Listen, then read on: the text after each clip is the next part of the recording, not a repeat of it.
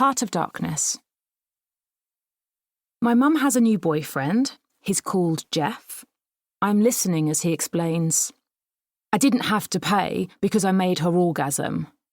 I'm 9. Jeff looks at me and then at my mother. I don't know which of us he's trying to impress, but he's proud.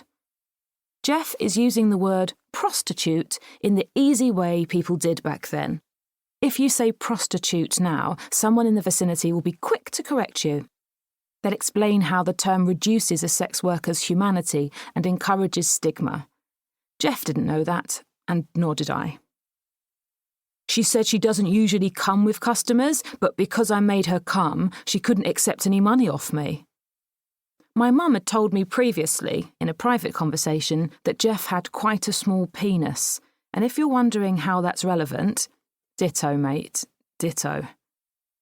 After Jeff had gone home the next day, Mum explained to me that prostitutes never orgasmed with their clients. They just pretended because of the fragile male ego. She told me that there was no way a prostitute wouldn't charge because they were excellent businesswomen and this was their livelihood. I apologise that my mum is saying prostitute as well. She's in the past when people didn't think about what they were saying. She would absolutely say sex worker nowadays. But sometimes sex worker isn't the correct language either. If a person has been trafficked, if they are a child, if they are unable to give consent, they ain't working. We have to be careful with language because it creates the world. I recently heard a true crime podcast describe a woman being kidnapped and forced into sex work. I'm sure you're aware that you can't be forced to work. That's slavery, and when sex is involved, that's rape. I've been asked to keep the introduction light, so shruggy winky emoji.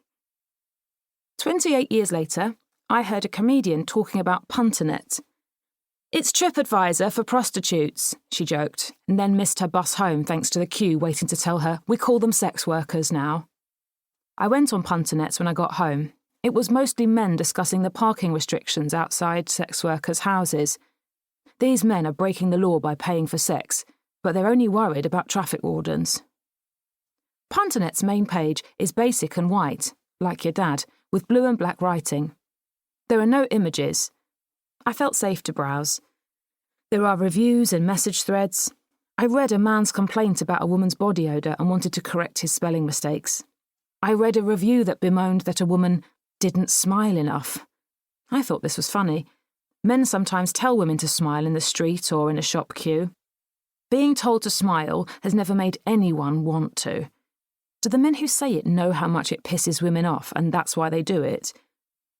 I know it's not all men who do this, but it only takes a few busy men to mean it happens on a daily/weekly basis to all women.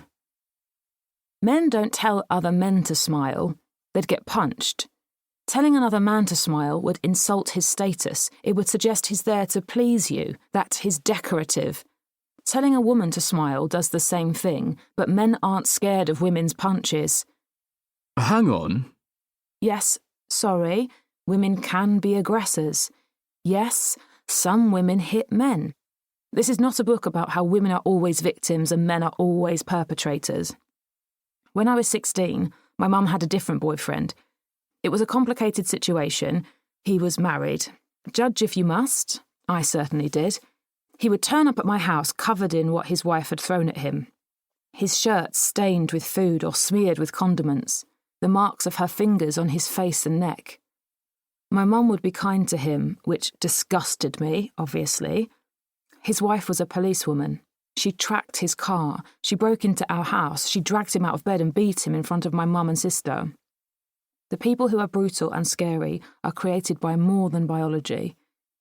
So, what I should have said above is, men aren't automatically scared of women's punches. The result of evolution is that women, in general, are, on average, smaller and weaker than men, but it feels very sexist to say it, like I'm criticising my own gender, like I'm ignoring all the big strong women in the world and all the tiny men. No rule about men and women is actually a rule. It also sounds transphobic, or if not phobic, then at least trans-ignorant. Discussing sex and biology means stamping with large, insensitive boots over the fragile flower that is individual human experience.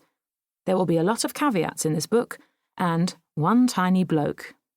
Me?